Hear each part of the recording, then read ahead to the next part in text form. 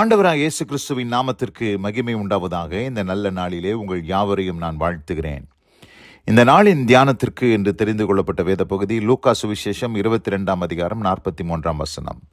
Look chapter 22 verse 43. அப்பொழுது வானத்திலிருந்து ஒரு தூதன் தோன்றி அவரை பலப்படுத்தினான். ஆமேன்.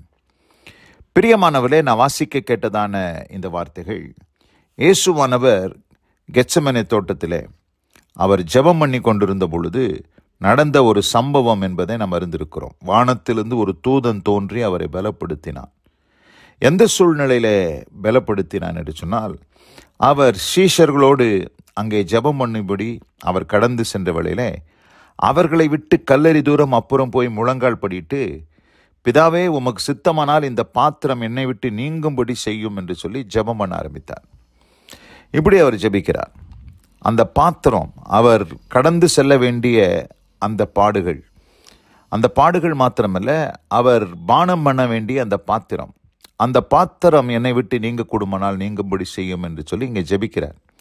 அதுவும் உமக்கு சித்தமானால் என்று சொல்லி ஜெபிக்கிறார்.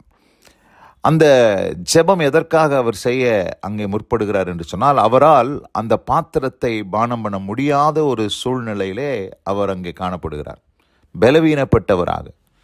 ஏனென்று சொன்னால், அந்த பாத்திரம் எப்படிப்பட்ட ஒரு பாத்திரம் என்றால், உலகத்தாருடைய எல்லாருடைய பாவங்களும் இந்த பூமியிலே கடைசியாக பிறக்க போகிற ஒரு மனுஷனுடைய வாழ்க்கையில் இருக்கக்கூடிய எல்லா பாவத்தையும் அந்த பாத்திரத்தில் ஆண்டவர் சுமத்தி, ஆண்டவர் அந்த பாத்திரத்தை இயேசுவானவர் பானம் பண்ண வேண்டும்.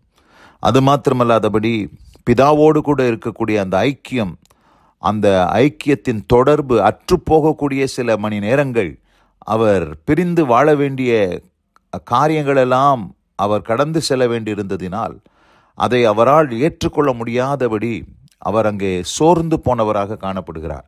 ஏனென்று சொன்னால், நாம் வாசிக்கும் போது 2 கொரிந்தியர் 5 அதிகாரத்திலே 21 வசனத்தை வாசிக்கிறேன். நாம் அவருக்குள் தேவனுடைய நீதியாகும்படிக்கு பாவமறியாத அவரை நமக்காக பாவமாக்கினார். அப்போ பாவமறியாத அவரை நமக்காக பாவமாக்கும் பொழுது சிலுவையிலே நமக்காக அவர் பாவமானார். எல்லாருடைய பாவங்களையும் தன்மேல் ஏற்றுக்கொண்டார். அப்போ இயேசுவானவர் பரிசுத்தர், அவர் அசுத்தத்தை காணக்கூடாத சுத்த கண்ணன். அப்படி இருக்கும் பொழுது அந்த பாத்திரம் எல்லாருடைய பாவத்தையும் தன்மேல் ஏற்றுக்கொள்ள வேண்டிய ஒரு சூழல் வந்த பொழுது, அந்த பாத்திரம் என்னை விட்டு நீங்க கூடுமானால் நீங்கட்டும் என்று சொல்லி இந்த இடத்துல ஜெபிக்கிறதை பார்க்கிறோம். ஏனென்றால் அவர் பரிசுத்தர், அவரால் பாவத்தை சகிக்க முடியாது, சுத்த கண்ணன், அசுத்தத்தை காணக்கூடாத சுத்த கண்ணன். அப்படி இருக்கும்போது உலகத்தின் எல்லா பாவங்களையும் அந்த பாத்திரத்திலே சுமத்தி அந்த பாத்திரத்திலே ஒரு பானம் பண்ண வேண்டிய ஒரு சூழ்நிலை வந்த பொழுது அந்த பாத்திரம் ஒரு அருவருப்பான பாத்திரமாக அவருக்கு காணப்பட்டது. அப்படிப்பட்ட ஒரு சூழ்நிலையிலே அவர் சோர்ந்து போனவராக அங்கே பிதாவை நோக்கி, இந்த பாத்திரம் என்னை விட்டு நீங்கும்படி செய்யும், ஆயினும் என்னுடைய சித்தத்தின்படி அல்ல உம்முடைய சித்தத்தின்படி ஆக கடவுதென்று ஜெபம் பண்ணி கொண்டிருந்த வேளையில தான் வானத்திலிருந்து ஒரு தூதன் தோன்றி அவரை பலப்படுத்தினார். அதற்கு பின்னதாக அவர் அதை ஏற்றுக்கொண்டார். அந்த தூதன் வானத்திலிருந்து தோன்றி அவரை பலப்படுத்துகிறதை பார்க்கிறோம். பிரியமானவர்களே, இயேசுவானவர் நம்மை போல மாம்சத்தில் இருந்தார். இரத்தத்தையும் மாம்சத்தையும் உடையவராக அவர் இருந்தபடினால் நமக்கு நம்முடைய வாழ்க்கையில எப்படிப்பட்ட சில காரியங்கள் வரும்பொழுது சோர்ந்து போகிறோமோ, அதுபோல இயேசுவானவரும் இந்த இடத்துல சோர்வடைந்தவராய், அந்த பாத்திரத்தை ஏற்றுக்கொள்ள முடியாதவராய், அந்த காரியத்தை மேற்கொள்வதற்கு பலனற்றவராக அங்கே காணப்படுகிறார். அப்படிப்பட்ட சூழ்நிலையிலே ஒரு தூதன், வானத்திலிருந்து ஒரு தூதன் தோன்றி அவரை பலப்படுத்தினான் என்று பார்க்கிறோம். பிரியமானவர்களே, இயேசுவால் செய்யக்கூடாத ஒரு காரியத்தை அங்கே அந்த தூதன் பலப்படுத்தினபடினால் ஆண்டவர் அந்த கெத்செமனே தோட்டத்தின் பாடுகளை தாண்டி செல்வதற்கு அது உதவியாக இருந்தது என்பதை நாம் அறிந்திருக்கிறோம். எபிரேயர்கள் நிருபம் 1 அதிகாரத்திலே நாம் வாசிக்கும் போது 13 வசனம் 14 வசனத்தை வாசிக்கிறேன். தூதர்கள் யார் என்று இங்கே போடப்பட்டிருக்கிறது என்று சொன்னால், மேலும் நான் உம்முடைய சத்துருக்களை உமக்கு பாதப்படியாக்கி போடும் வரைக்கும் நீர் என்னுடைய வலது பரிசத்தில் உட்காரும் என்று தூதர்களில் யாருக்காவது எப்போதாகிலும் அவர் சொன்னதுண்டோ? ரட்சிப்பை சுதந்திரிக்கப் போகிறவர்கள் நிமித்தமாக ஊழியம் செய்யும்படிக்கு அவர்கள் எல்லாரும் அனுப்பப்படும் பணிவிடை ஆவிகளாய் இருக்கிறார்கள் அல்லவா? அப்போ தூதர்கள் யார் என்று இந்த இடத்துல நாம் பார்க்கும் பொழுது, ரட்சிப்பை சுதந்திரிக்கப் போகிறவர்கள் நிமித்தமாக ஊழியம் செய்யும்படிக்கு தேவனால் அனுப்பப்படுகிற பணிவிடை ஆவிகளாக அந்த தூதர்கள் இருக்கிறார்கள். பிரியமானவர்களே, இந்த அருமையான இந்த நல்ல நாளில் கூட ஒருவேளை இந்த செய்தியை கேட்டுக்கொண்டிருக்கிற அன்பான சகோதரனே, சகோதரியே, நீங்களும் இயேசு கிறிஸ்துவை போல ஒருவேளை சில பாத்திரங்களை நீங்கள் பானம் பண்ண வேண்டிய சில சூழ்நிலைகளுக்குள்ளாக நம்முடைய வாழ்க்கை கடந்து செல்கிறது. இந்த பாத்திரம் என்னை விட்டு நீங்க கூடுமானால் நீங்கட்டும் என்று இயேசுவானவர் ஜெபித்தது போல உங்கள் வாழ்க்கையில் கூட சில பாத்திரங்களை நீங்கள் கைகளிலே வைத்து கொண்டு அது ஒரு தத்தளிப்பின் பாத்திரமாக, அதை பானம் பண்ணக்கூடாதவர்களாக ஒருவேளை இந்த அருமையான இந்த காலை வேளையில் நீங்கள் தத்தளித்து கொண்டிருக்கலாம்.